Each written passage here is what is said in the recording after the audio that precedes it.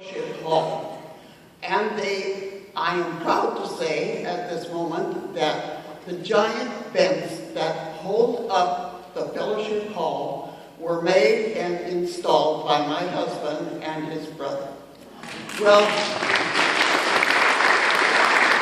things were going along beautifully here in the church.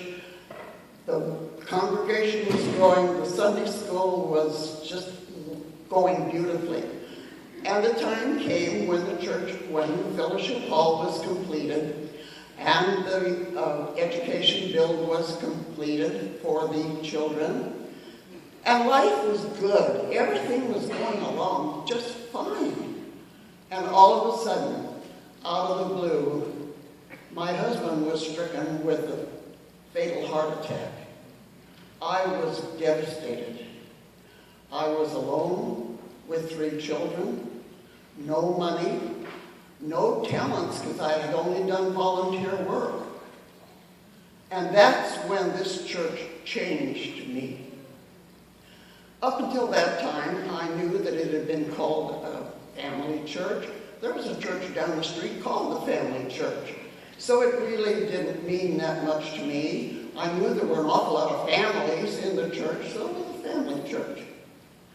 But when that happened, I learned what the family in the church meant. I hadn't paid much attention before.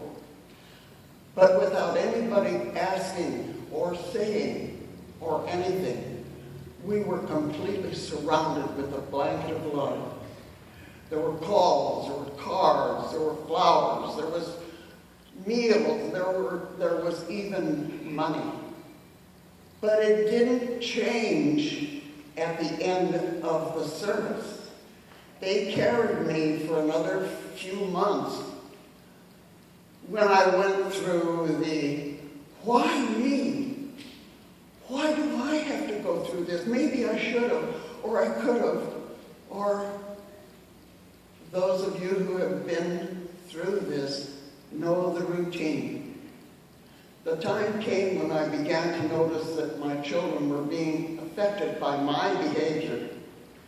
And that's when I decided that I had to do something. So I sat down, made myself do some serious thinking, and I said, well, this is what it is. He's never coming back. This will never change. Now, what are you going to do about it? It was time for me to quit thinking about all the things I didn't have and began to think about the things I did have and to count my blessings. I will never, ever get over the love I feel for this church and this congregation. You are a family.